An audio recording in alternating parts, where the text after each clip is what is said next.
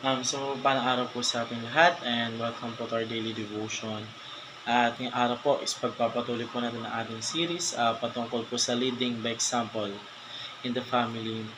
At ngayong araw po is pang-anim na araw na po natin at ang tatalakayin po natin is patungkol po sa honesty and vulnerability po. Tayo po is dumako po sa ating scripture po. Ito po ay matatagpuan sa Proverbs chapter 28 verse 13. At ito po ang sabi sa English, "Whoever conceals their sins does not prosper, but the one who confess and resources finds of mercy." At ito naman po ang sabi po sa Tagalog, "Hindi ka kauunlad kung hindi mo ipapahayag ang iyong mga kasalanan, ngunit ipapahayag mo ito at tatalikdan, kahahabagan ka ng ating Panginoong Diyos." So, yun po yung ating scripture po para sa araw na to, o yun po yung ating Bible verse po sa araw na ito. So, tayo naman po ay dumako po sa ating katuruan po or teaching. Una po, honesty is not telling the truth to everyone.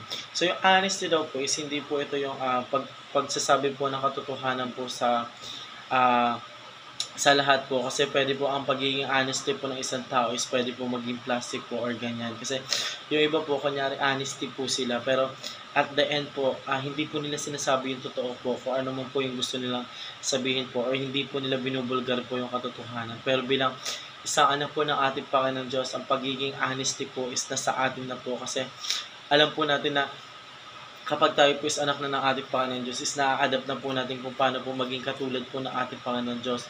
Kung paano po siya naging honest po sa atin, kung paano niya po tayo naging honest po sa lahat ng bagay po na meron po tayo dito po sa mundong ibabaw po. So, pangalawang katunayan po, honesty means living in the light of God.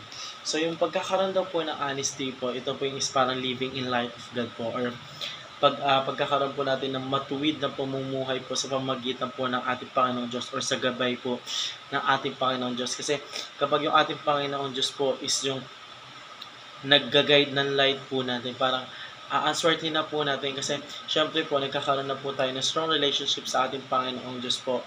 Then nagkakaroon na rin po tayo ng insurance para po mas mapalapit po tayo sa ating Panginoon Diyos. Then by true honesty po is ito na rin po yung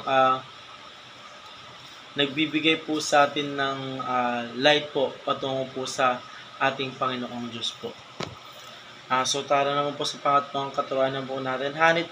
Honesty requires humility and vulnerability po. So sinasabi po dito, ang pagkakaroon po ng honesty is nagre-require po siya ng humility. So pag sinabi po natin humility, ito po isang bagay po kung paano po natin ginagampanan yung isang bagay po, kung paano po ba natin siya minsan itutungo or papatunguhan po. Kasi pag sinabi po natin humility po, so yun nga po, pag sinabi po natin humility po is ito po yung kung paano po tayo minsan po is nakikitungo po sa ating mga tao po, kasi ang pagkakaroon po ng humility is ito po yung nag-uugnay po sa ating patungo po para po magkaroon po tayo ng strong relationship po sa ating Panginoong Diyos. So yun lamang po para sa araw na ito. Maraming salamat po sa pakikinig and see you po ulit bukas para po sa ating daily devotion.